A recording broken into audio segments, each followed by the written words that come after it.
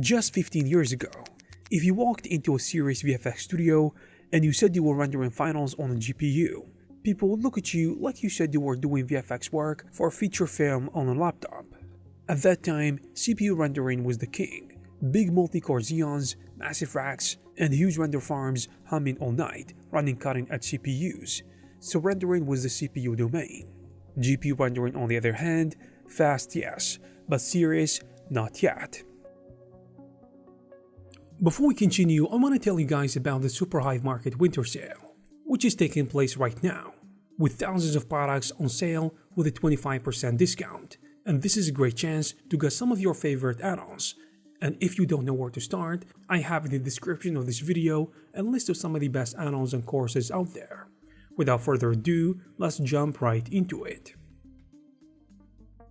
In fact, it was considered just another experiment.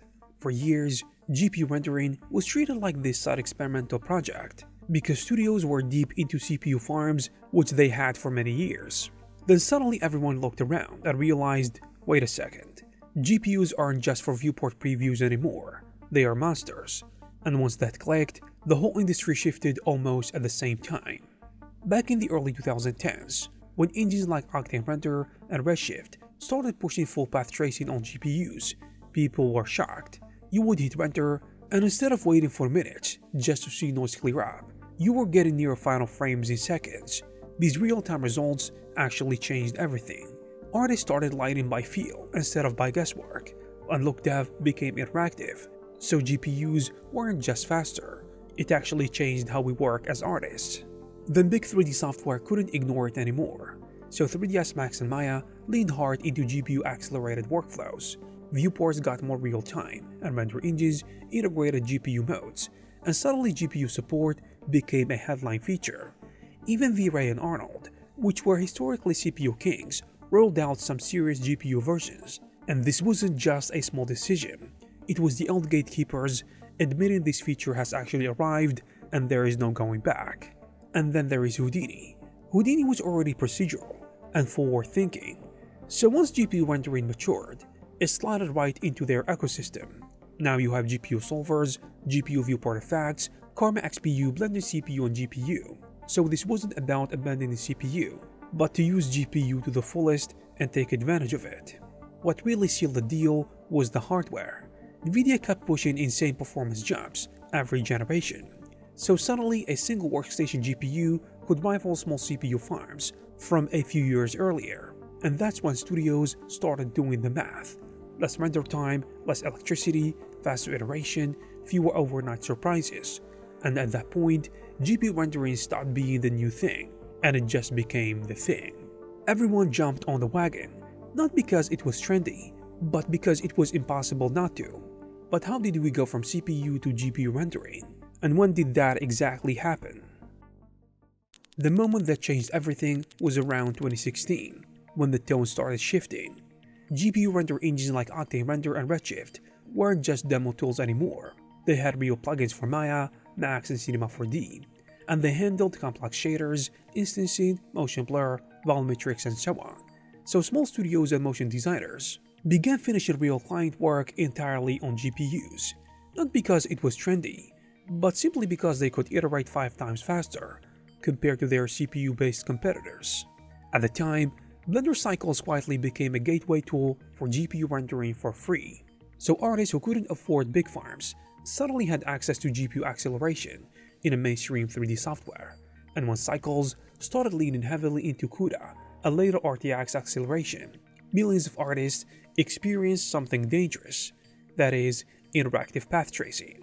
You see, once you orbit a scene and watch noise clean up in real time, your brain rewires, waiting becomes painful, and actually you cannot go back. Then 2018 happened, and this is when literally it stopped being a software conversation and it became all about hardware. If you remember, Nvidia introduced RTX with dedicated RT cores for ray traversal and tensor cores for AI. At the same time, Microsoft rolled out DirectX ray tracing, so ray tracing wasn't just a hack layered on top of rasterization anymore. It was baked into GPU architecture and supported at the API level. As you can see, this alignment is what made this shift irreversible. So once hardware and APIs aligned, engines followed. Unreal Engine 4.22 introduced real-time ray tracing and even a path tracer inside the engine. Think about that. A game engine that was traditionally rasterized now had physically based path tracing, which you could toggle on. This literally blurred the line between real-time and offline, and lighting decisions started happening live, which can save you a lot of time. And to top all of that, denoising was the silent secret weapon in rendering. Here's the thing. Before AI denoisers, path tracing needed huge sample counts just to look clean. This meant time. The neural denoiser stepped in. Suddenly you could render at lower samples and reconstruct the final image convincingly. GPUs didn't just get faster, but funny enough, it also needed fewer samples to reach acceptable quality. And this changed the math completely. Faster previews turned into faster final renders. The interesting thing is that memory was one of the last big arguments for CPU rendering. They would say, what about VRAM limits? GPU renderers responded with out-of-the-core rendering, smarter memory management, NVLink multi-GPU setups, and eventually cloud GPUs with enormous VRAM pools. So instead of falling back to CPU rendering, artists started scaling up GPUs. So as you can see, the objection didn't vanish, it was simply engineered around. Portability was another milestone. Early GPU rendering felt like NVIDIA or nothing, but Vulkan ray tracing became everywhere. Metal matured, Apple Silicon added hardware ray tracing, so GPU rendering wasn't locked into one operating system or one vendor anymore. When GPU became visible across Windows, Linux, macOS, and multiple hardware ecosystems, it stopped being a niche configuration and became the baseline that everyone expected, especially in recent years. The interesting thing in heavy projects, especially in big studios or for professionals who need lots of rendering, cloud infrastructure made scaling trivial. So instead of expanding CPU farms, studios began renting GPU instances, and burst rendering became normal. A freelancer could hit a cloud button and access more ray tracing horsepower than what a mid-sized studio had back in 2015, which means not being elastic and flexible, which is the advantage that old CPU farms had. In addition to scalability, no longer belonged exclusively to CPUs.